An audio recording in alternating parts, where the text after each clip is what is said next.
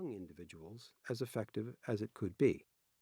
When something has gone wrong with the system in which those individuals are operating, even offering a bulletproof solution at an individual level can only partially resolve the issue.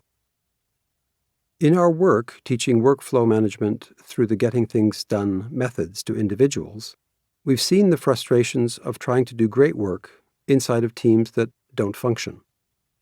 We've seen all too many people make amazing changes to their own lives, but eventually leave their organizations for greener pastures because of the lack of structure and the inefficiency in the team around them. The hurt. This has consequences.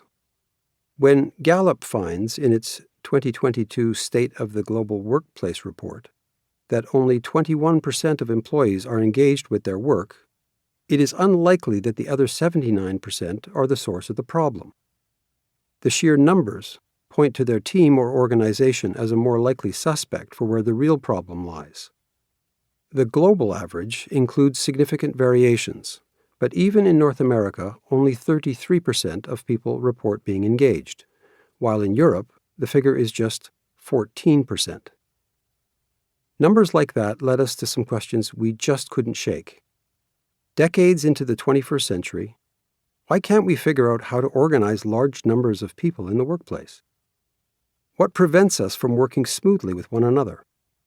Why can't we identify a way whereby a larger workforce equals an increased ability to fulfill organizational purpose? Adding more people doesn't always equal more output. On the contrary. More than 130 years after the first scientific management initiatives by F.W. Taylor, it seems we still can't reliably coordinate human interactions in a way that doesn't strain the physical, mental, and emotional health of the people working within organizations. Not all organizations, of course. There are outliers. But the rare successes serve only to highlight the random and ephemeral nature of their results.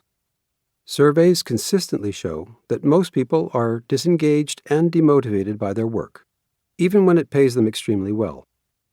In the worst cases, the experience of working in some organizations is so bad that it has earned its own descriptor: toxic.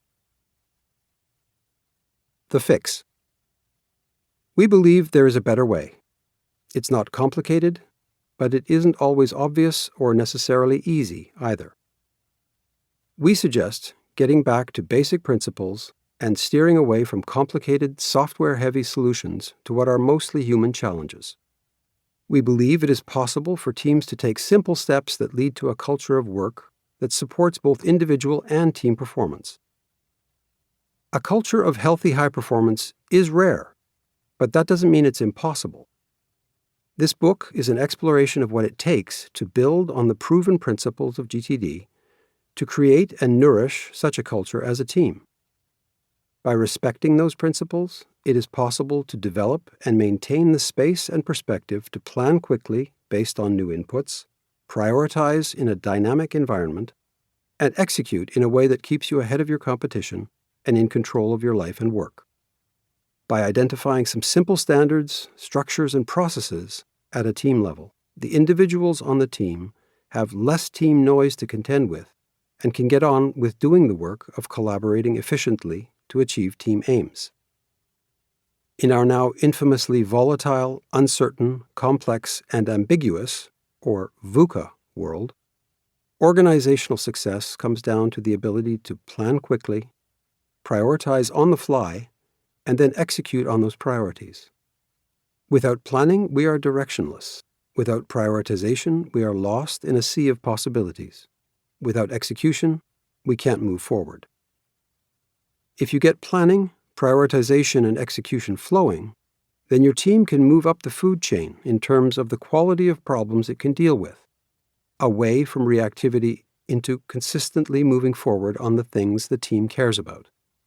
As recent events have repeatedly demonstrated, one of the critical survival skills for organizations is how quickly they respond in moments of radical change.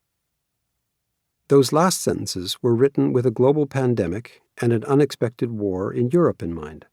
But the speed of change in our world means that by the time this book is in your hands, your mind may have gone on to focus on more recent crises. Our world